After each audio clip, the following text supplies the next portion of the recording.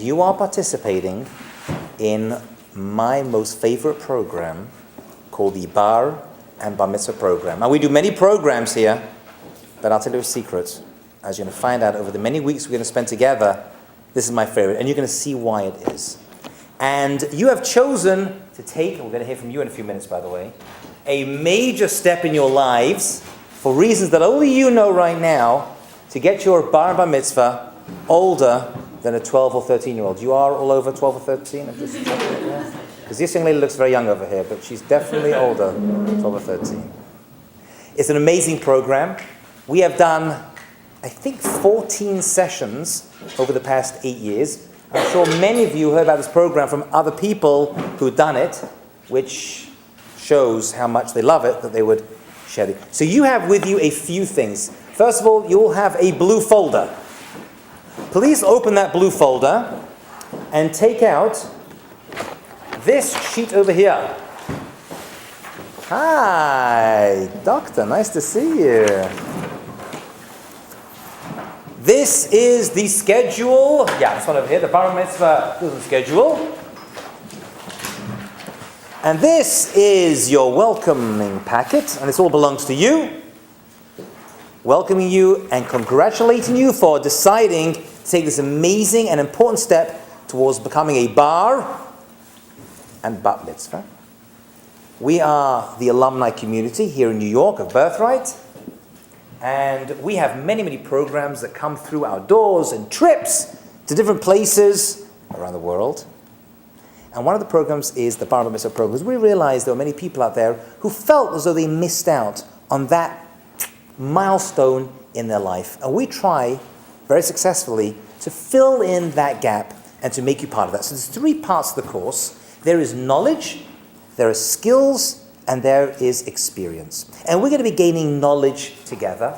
We're going to be learning about a number of things, whether it be Jewish holidays, whether it be about the Shabbat, whether it be about happiness, and a lot of other things. And we're going to pick up some skills along the way, specifically learning to read Hebrew. Put your hands up if you don't know how to read Hebrew. Fantastic. By the end of this course, you all who don't read Hebrew will be reading Hebrew and singing it. It's a big thing to say. I realize that, because right now you're like, I don't know an aleph from a gimel. Or maybe you do. But you definitely don't know a pei from an ayin. I bet you will. So do not worry about that. And those who do read Hebrew, we have a high-level class for you to get your reading skills and maybe translation skills up as well. So that's the kind of skills we're picking up. And finally, experience. Not all the classes happen here. We have a couple of classes that happen off-site, one in a very beautiful synagogue, and one in a home of another teacher on this program, Rabbi Hurt and his wife Virginia, who will also be teaching you on this amazing journey that you have entered. And I'll tell you something. I today got a phone call from a young lady who was on this course 7 years ago. Happens to be that she called me as a married woman with kids from Israel. Now, I'm not saying that happens to everyone on the course, but the connection stays, and they feel a connection. So, as well as the classes which we'll go through in a moment, each one of you has been assigned a Torah portion. Happens to be that a number of you have very similar birthdays. It's unusual. First time there's actually like groups over here, we're going to find out. Not exactly the same day, but the same week that your birthday falls in. More about that in a moment.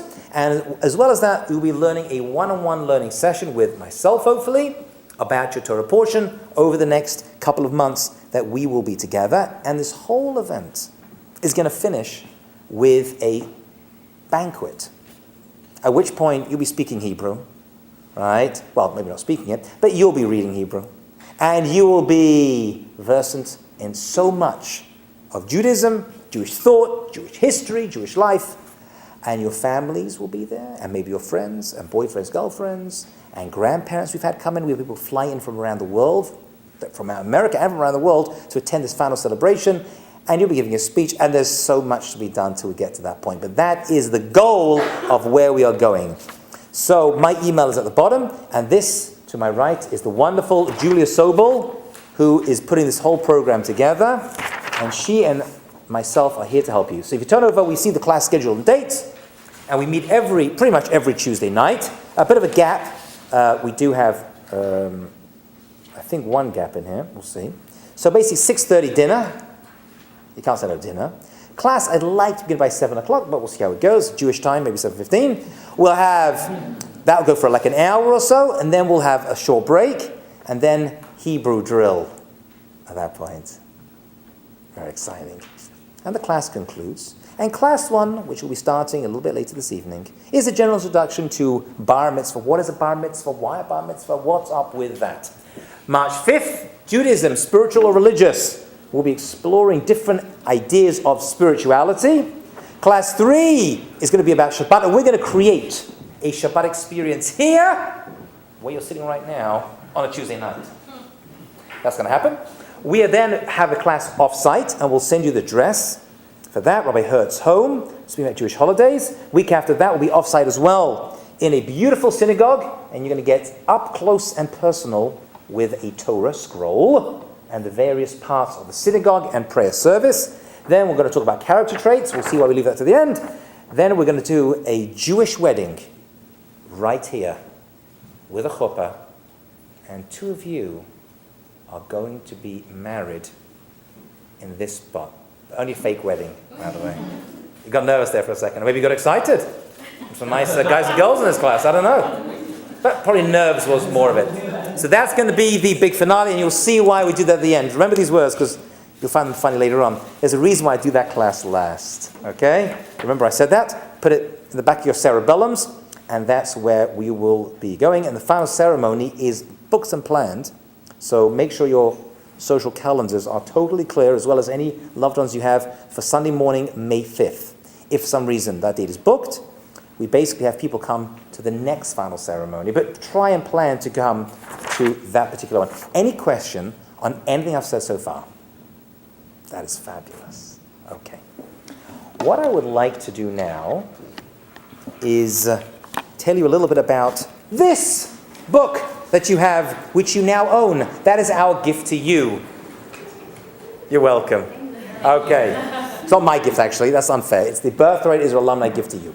Okay? Now, what happens is, when people get bar mitzvahed, you see, when they get bar mitzvahed, and then they take this and they go home, and it sits on the shelf, and it's not used. So what I did when I started this course, I said, what's the point of that? Like a graduation gift that kind of just sits there, you know? I give it to you at the beginning. And we're going to use this in not all, but most of the classes we're referring to it. So what is this book? It is the Bible. Or as we say in Judaism, the Torah. Okay? The Torah. The 5 books of Moses, which is why it's also referred to as the Chumash. By the way, you have little notepads. If you want to take notes, feel free. If you're not a note taker, that's also okay. We're recording the classes, so you can always watch them again afterwards, which is why we do that. And it's called the Chumash. The Chumash, the word Chumash comes from the Hebrew word Chamesh, which means 5. Chumash, from the word Chamesh, which means 5, because there are 5 books inside this one book. And this book, which we refer to as the Torah, right? The Bible, I don't really know, as the Torah. If you just kind of open up and go, it's about to the table of contents, about 3 or 4 pages in, after all the people who donated the money to make it happen. Table of contents, can you see that? And of course, this is Hebrew. We open up from the right to the left, because Hebrew goes from the right to the left. And can you see it? Keep going, keep going, keep going. Fabulous. Yes, there's Mr. So there we go. Table of contents. Everyone see it? Great. So here we have a listing of all the portions of the Torah. So the entire Torah was divided up into how many sections? 52, which relate to the 52 weeks of the year. Very, very good. So all the Torah portions were put inside here.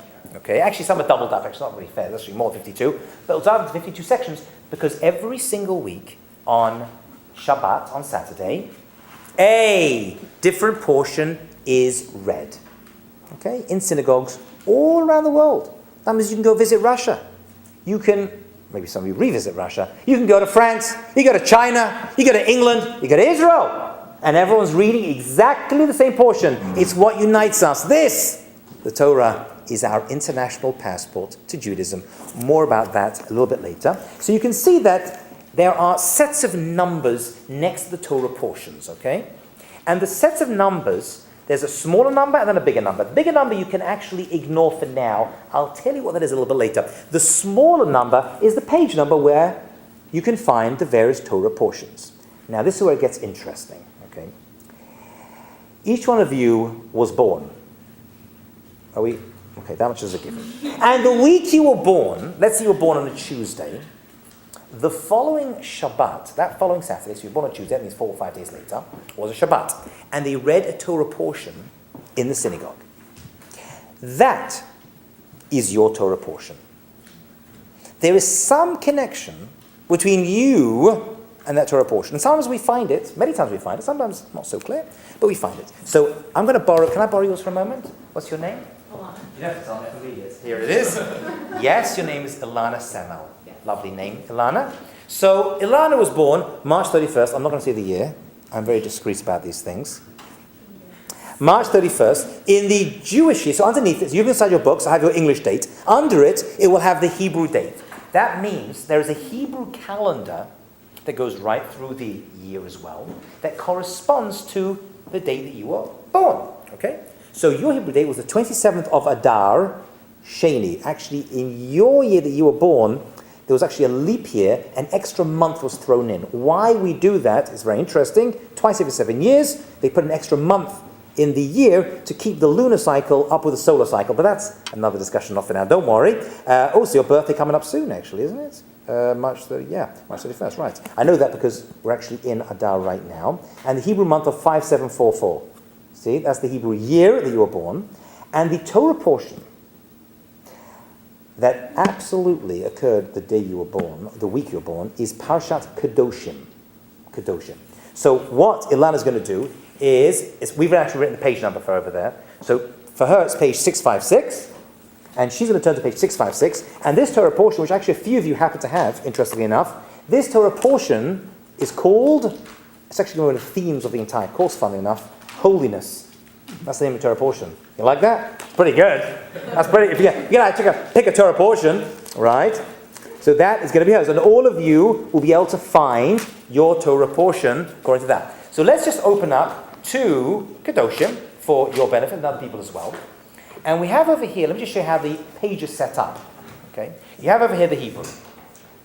Right, that's the original language. I'm going to be learning not only Hebrew, we're going to learn about Hebrew next week and why it's so important. On the opposite page, you'll see in the English translation to that Hebrew. Okay, that's this particular publisher, in this case Art Scroll, which is one of the big Jewish publishers out there today, who do a fantastic job of translating a lot of Jewish books. They translated this. So we have the Hebrew and the English. Under it, you'll see a funny little script, which doesn't look like Hebrew. Actually it is, but it's a funny script of a commentator. His name was Rashi. Rashi stands for Rabbi Shlomo Yitzchaki. He lived 1,000 years ago in Troyes in France. And there have been thousands of commentaries on the Torah. His is probably the most famous. So you'll pretty much find in every single Chumash, under God's words, the Torah, his commentary. And he may be explaining ideas, translating words, explaining concepts, bringing down different stories or thoughts or ideas based upon the verses themselves. So that's probably at this point going to be incoherent to you. When you study in yeshiva, Rashi is a major part of your studying. But what's great about this particular version of the Chumash is what's underneath it. And underneath it, this publisher's done a great favor. They've taken thousands of years of Jewish scholarship and they've collected the choicest interpretations and commentaries and they've put them together and crunched it down in nice little Cliff Notes sound bites, which for our generation, the ADD generation, you know what ADD stands for? Attention Deficit Disorder. Actually, it's not so true. We live in the ADHD generation. Attention Deficit, hey, donuts.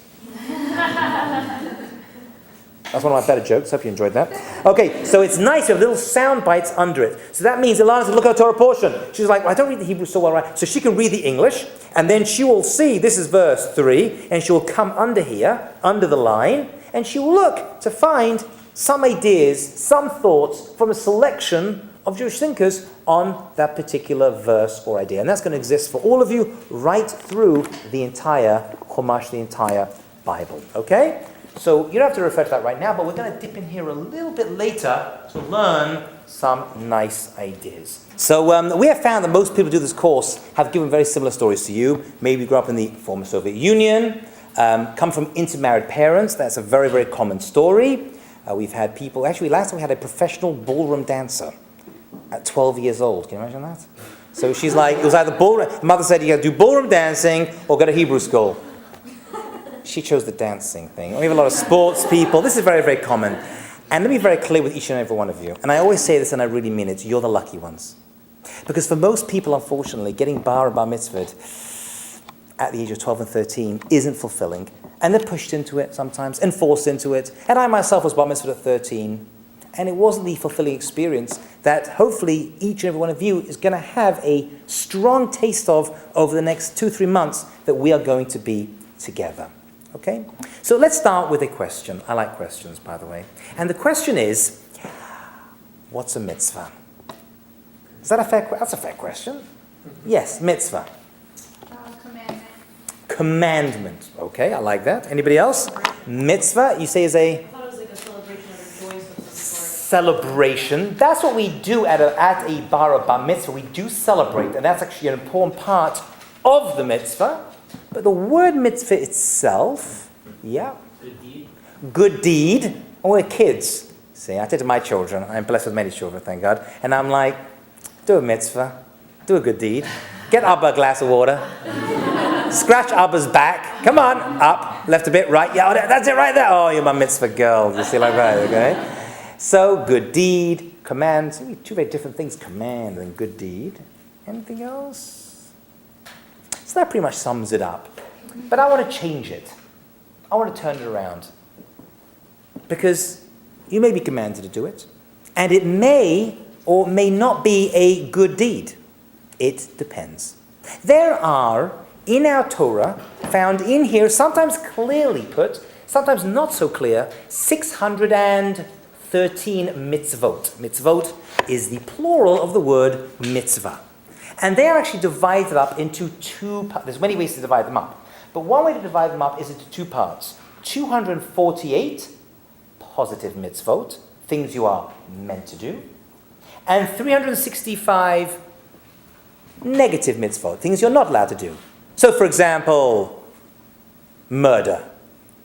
That's a negative mitzvah, okay? Unless you're killing in self-defense. Okay? That's something else, of course. So that's a negative mitzvah. Giving charity, tzedakah, is a positive mitzvah. Sometimes you have mitzvot that actually appear in both columns, the 248 column and the 365 column, like Shabbat. Shabbat are things we're going to learn all about Shabbat over the course. During our course, I have a whole evening about Shabbat. There are things you're meant to do on Shabbat, we'll be speaking about, and the things you shouldn't do on Shabbat. So that actually falls into both columns.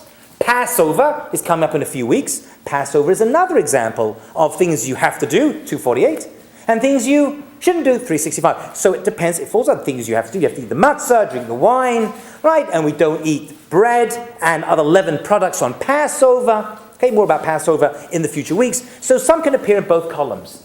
What I want to share with you, however, is that in order to keep all 613 of the mitzvot is an impossibility for one person. It's not possible. You'd have to be male and you'd have to be female. You'd have to be a priest, a Kohen. You'd have to be a king. There are mitzvot that only kings, Jewish kings, keep. Anyone know? Very difficult question. Most people don't know the answer to that question. A Jewish king has a mitzvah that nobody else has, to write his own Torah that he keeps with him all the time, and to have another Torah in his palace. Okay. And one of the reasons is, the commentators tell us, because the king was very, very powerful, and he may forget his Torah back at home, and forget about all the Jewish principles, and get so drunk on his own power that he would forget that he has to respond and be there for his people and for God. So he'd have to have a Torah with him, which he personally wrote on him the entire time. As a side point, have you seen a Torah? They're very, very big things, right? So I was wondering about that. How could that be? He had to carry it with him. So one answer is he actually carries it with him the entire time. Yeah? Another answer is that he has little tiny ones. You ever see these micro writing they have in Hebrew? You've seen in Israel they have in Shabbat, they have micro writing. So actually, you can take one of those, make it really, really, really small, and he would wear it around his neck on a chain, like Jewish bling. And walk around with it, really. And some say he had a normal-sized Torah carried in his entourage. He had like a posse of people who were like with him the entire time. In order to keep 613, you'd have to live in Israel. 53% of the mitzvot can only be kept in the land of Israel. In order to keep all 613, you'd have to live 2,000 years ago. 2,000 years ago. Because many of the mitzvot can only be kept when the temple in Jerusalem was standing. So when we say 613 mitzvot, we mean mitzvot for all the Jewish people, over the entire world, for all of Jewish history. That's what we mean. We are all in it together. There is a mitzvah to get married, and there's a mitzvah to get divorced. Extraordinary, right? A mitzvah to get divorced. We Jews, we love marriage, right? We're going to talk about marriage and weddings during our course, right? Why is there a mitzvah to get divorced? Suddenly it doesn't seem like such a good deed anymore. Is that like the get? Yes, that is the divorce document. It's called a get. That's a mitzvah. It's an unpleasant thing. We don't like it when people get divorced. So maybe we can turn it from command, and maybe we can turn it from good deed to my spiritual responsibility.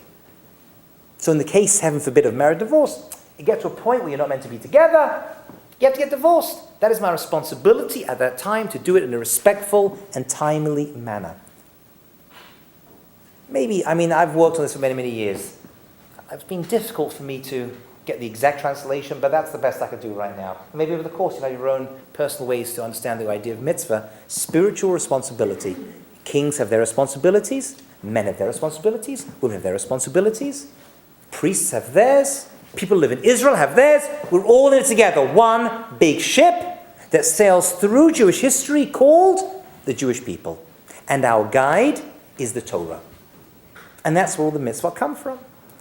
So that's going to be our raison d'etre. That's going to take us on our investigation. So what's bar, by the way? And look, it's very sad. Unfortunately today, most bar mitzvahs are more bar than they are mitzvah. Sadly. Bar is actually not Hebrew. It's Aramaic. And it means, because Aramaic was the language the Jewish people spoke, right, in the times of the Talmud, right, like we have Yiddish today. It's like a mix of Hebrew and a little bit of Russian in there and other such languages, German rather, come together in that language. The Sephardic Jews had Ladino, which is also a mix, like a Jewish language mixed together. We here in America have Brooklynese or something. I don't know what it is. My wife's from Brooklyn. I can make Brooklyn jokes, by the way. She's from Canarsie, okay? So don't get upset with me. Right. So bar was Aramaic, and that was the language that was spoken. And bar means the son of. The son of. So what's bat? Or bas? Daughter. Daughter of. That's interesting. We call it the son of mitzvah, and we call it the daughter of mitzvah. Why do you think we would give that title to someone who is next in line?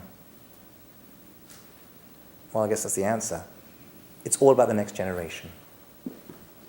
You now are the son of. You're going to take this. You're now the daughter of. You're the one that we invest our time and our effort and our love and our teachings and our history and our traditions and pass on to the next generation. So it's like a baton that gets handed to the next generation. And for some people, that's 12 or 13, as it will be for my children. Actually, my daughter has a bat mitzvah in December.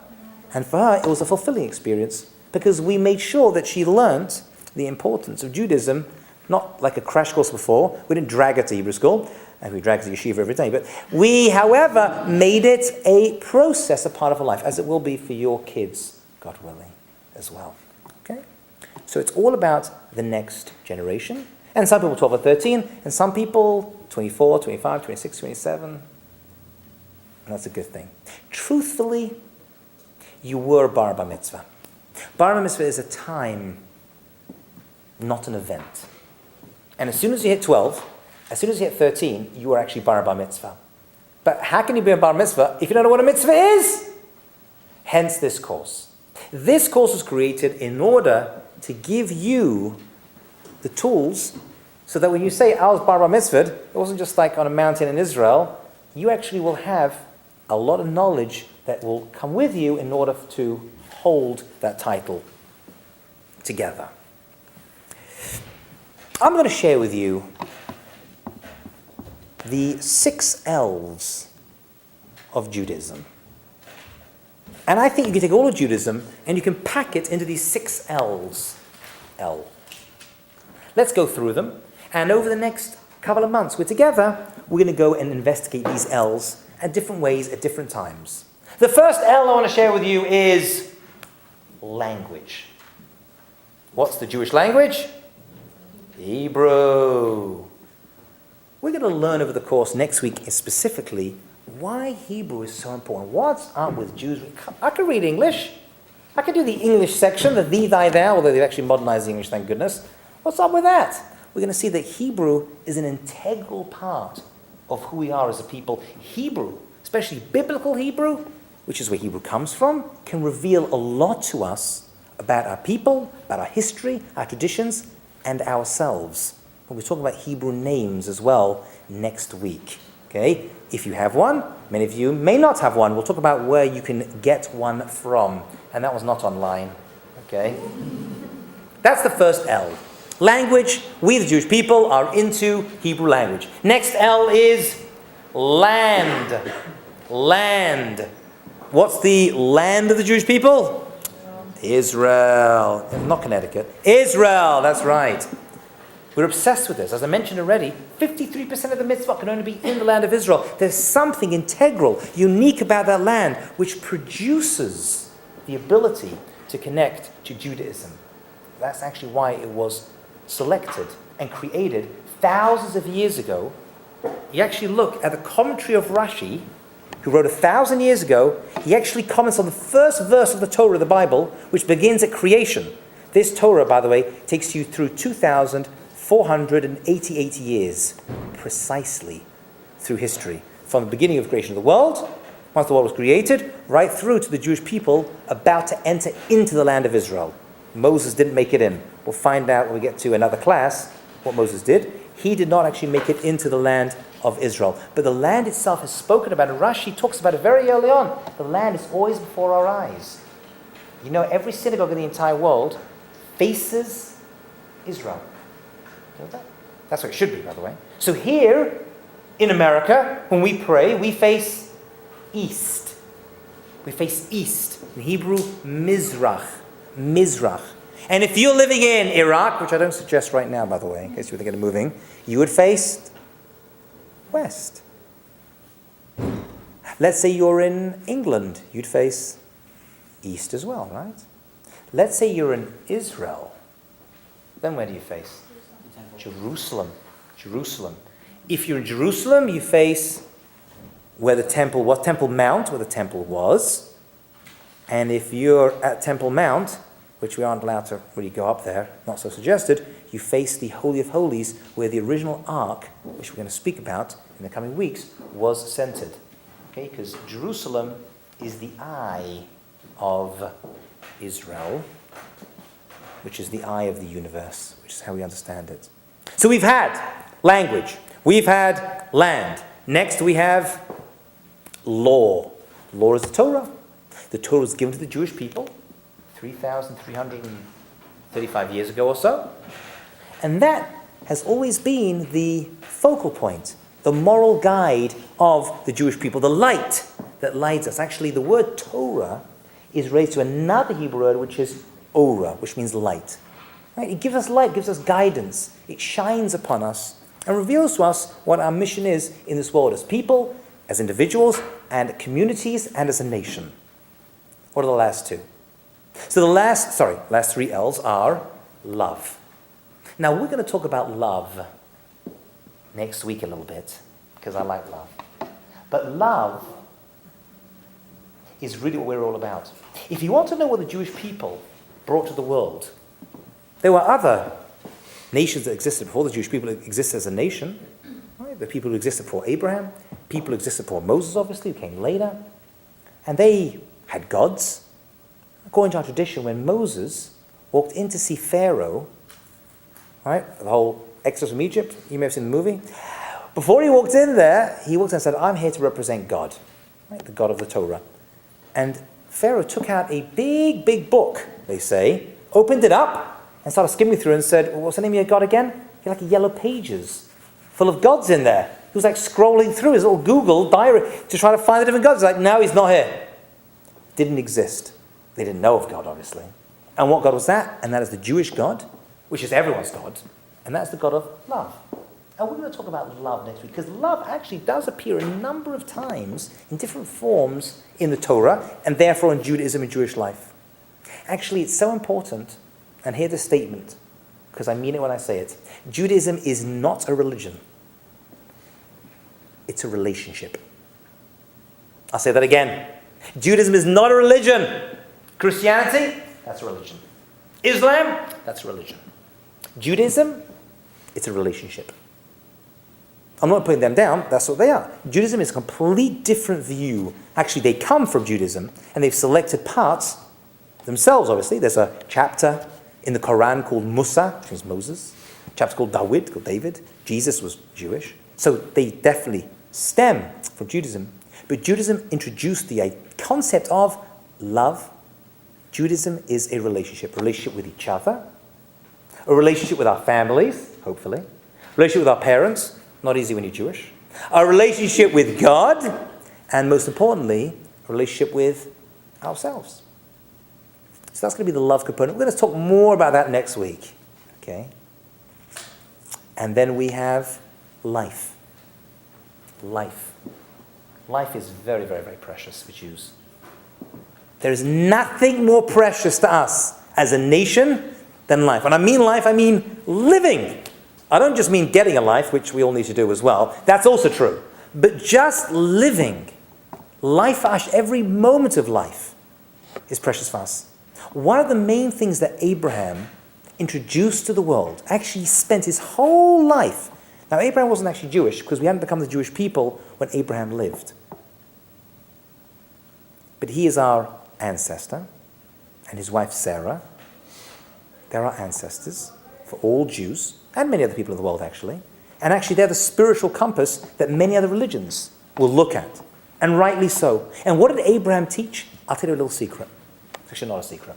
He preached that life is so precious that we don't kill our children for God. Because people back then thought that you worship God by killing their kids, and that's what God wants. Sacrificing children. Is that weird? Not so weird.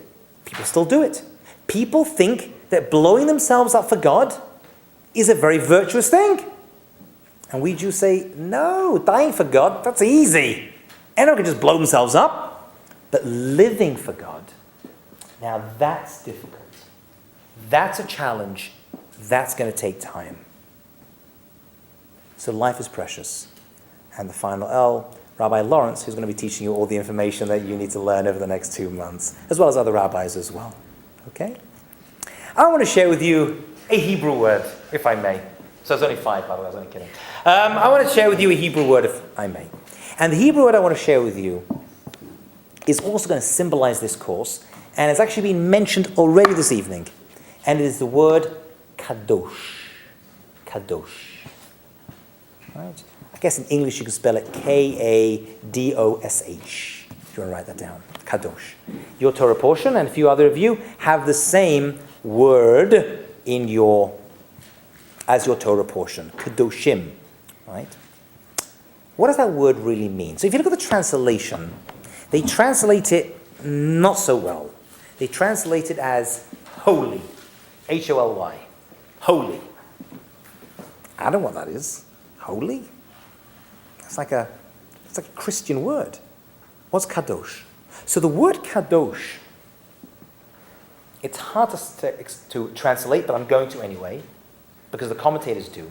And see, the word kadosh really means separate, distinct, apart, not the same. Hebrew is called Lashon Kodesh, the holy language. It's not the same as other languages.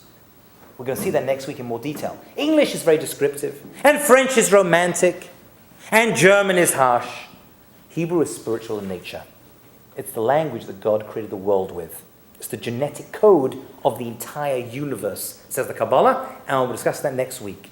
But it's called Kadosh. It's not the same. It's just different. It's special. When something is special, it's set apart. Israel is called Eretz Kodesh, right? The Holy Land. It's separate. It's not the same. You can walk around Manhattan as much as you want. You can walk around Chicago, walk around France, Russia, England. But every 4 steps you take in the land of Israel is a mitzvah. The land itself has a spiritual component. Why and how, we can talk about another time. You can take my word for it right now. That is the essence of Eretz HaKodesh. The land of Israel has always been. For thousands of years, we've always faced the land, and we've said, this is the Holy Land. The Jewish people are called an Am Kadosh. Am is a nation. Am is a nation. We're a holy nation. What does that mean? We're different. We do things differently. We celebrate differently. We learn differently. Our traditions are different. And that's okay. And that's okay. God is called Kadosh. God is separate, distinct, apart. A marriage ceremony we're going to see is called Kiddushin, from the same word. Well, what's different about that? Well, it's a very holy place, obviously, but it's separate. You're now saying that this couple are now separate from everyone else around them. They're not connected to anyone else. They're exclusive for each other, and we do a public declaration of that. Why do you do weddings publicly? Why do you have to invite the whole family, schlepping grandma from Florida, and you're schlepping them in, and they're driving, and they're flying, and they're fucking them? Just do it together, find some rabbi, and off you go. It would work, actually. You don't need to have guests there, but we always invite guests. This is a public declaration of Kiddushin. We're now separate. We're distinct. We're apart. Before, I was available to everyone else there. Which in most men's mind, obviously, carries on after marriage, but they weren't available before, not available afterwards, right? That's irrelevant. But at least for most of us, we say at this time, I am now exclusively available to my other half. Okay? And that's kadosh, that's holy. I have performed a number of weddings over the years. Over the past 3 Sundays, actually, I've done weddings, except this Purim was the last one. And it's special under there. And you can't put a word to it. It's just different. That's kadosh. It just feels different. It has a certain feeling, an ambience, a spiritual reality. Those of you who stood at the kotel, how can you explain that? How can you describe it? It just is. It's just different, apart. That's kadosh.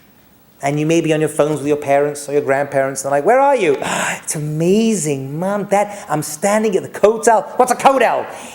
It's a wall. I'm standing at a wall, and it's just amazing. And you're like, oh, really? So what's it attached to? Nothing. There was a building on top 2,000 years ago, but now it's just a wall. And what's happening at the wall? There's people headbanging the wall like this, you see. Aha. And anything else? Well, there's weeds coming out of it, and everyone's dancing around. They think you're crazy. And really you are crazy. Because you're there, and they're here. And they'll be like, Harry, grab your hat and coat, we're going to pick him up, she's gone crazy, you see. It's a feeling. You can't describe it. You put your finger on it. It's standing at a chuppah. Same people. They've got a piece of paper. There's a big ice swan. They dance around a bit. But it's different. From before to after the chuppah ceremony, as we'll see, it's a whole different experience. And that is the journey we're going to be taking over the next couple of months on Tuesday nights. We're going to visit the mitzvah. We're going to understand it, try to explain it, look for rationales behind it, try to inculcate the theories, the ideas, and eventually, hopefully by the end, become bar or bat mitzvahs of the Torah itself. Because once you receive it in your little vessels, you'll be able to pass it on to the next generation. Any questions, thoughts, comments on anything I've said tonight? Yes, sir. Why are you not supposed to go up to the Temple Mount? The Temple Mount, it's quite a tricky answer to that one. It's so holy right now, as has been. Some people do, by the way, in certain parts you can go up to, and for security purposes. However, the level of holiness as such there that we right now are not really able to go up there because we have to go through certain purification processes which we don't even have today. Some people will go up to parts of it, but it's not so simple. The level of Kedusha there is very, very strong. And it could be dangerous. But that's another discussion as well. Anything else? On anything else? Fabulous.